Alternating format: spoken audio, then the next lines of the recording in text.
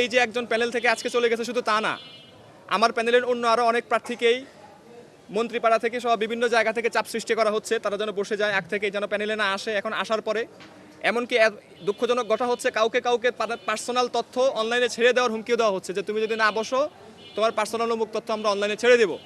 এই ধরনের ভিন্ন রাজনীতিও করা হচ্ছে। তো এই যে রাজনীতিগুলো করা হচ্ছে এটাকে আমরা আমাদের শক্তি মনে করি। আমরা মনে করি আমরা শক্তিশালী প্রার্থী হিসাবে, আমরা শক্তিশালী একটা প্যানেল হিসাবে আমাদের বিরুদ্ধে ষড়যন্ত্রগুলো হচ্ছে, এবং সেটা শুধু এখানকার ইন্টারনাল ষড়যন্ত্র না, এটা একদম অনেক দূর থেকে ষড়যন্ত্র হচ্ছে।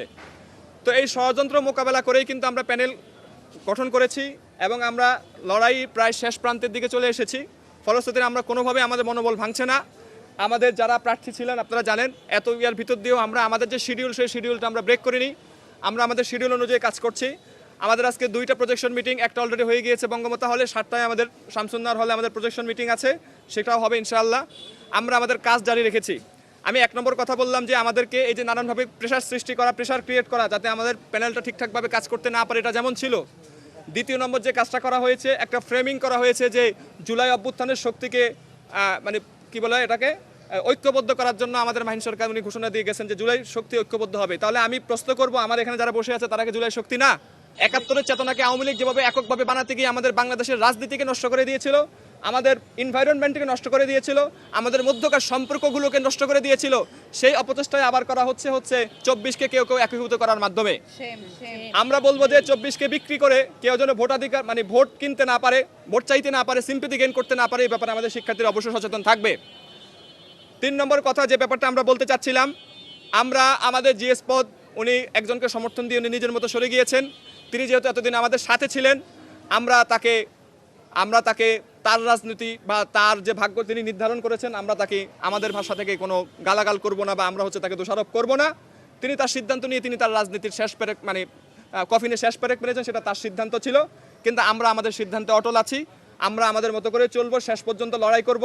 এবং আমরা প্রত্যাশা রাখি যে শিক্ষার্থীরা এই যে দল কেন্দ্রিক যে প্যানেলগুলো আছে এবং রাজনৈতিক দুর্বৃত্তায়নের যে চেষ্টা করা হচ্ছে, ঘৃণ্য রাজনীতির অপচেষ্টা করা হচ্ছে, সেগুলোকে আমাদের শিক্ষার্থীরা বয়কট করে আমাদেরকে ইনশাআল্লাহ আমাদের কাজের ভিত্তিতে তারা বিজয় করে আনবেন। আমরা শিক্ষার্থীদের জন্য গত 4-5 বছর যাবৎ রেগুলারলি ক্যাম্পাসে কাজ করছি। আপনি জানেন ঢাকা বিশ্ববিদ্যালয়ের আমাদের যে রেজিস্টার বিল্ডিং, সেই রেজিস্টার বিল্ডিংয়ের ডিজিটালাইজেশনের জন্য আমি 7-8 মাস আগ থেকে কাজ করছি। আমাদের পরিবহন সংকট যেটা আছে সেটার জন্য কাজ করছি। আমরা আমাদের মেয়ে যারা ছিল তাদের জন্য টিএসসিতে আমাদের জায়গার দরকার ছিল, সেটার ব্যবস্থা করেছি। আমাদের সেন্ট্রাল মসজিদ সংস্কারের জন্য কাজ করেছি।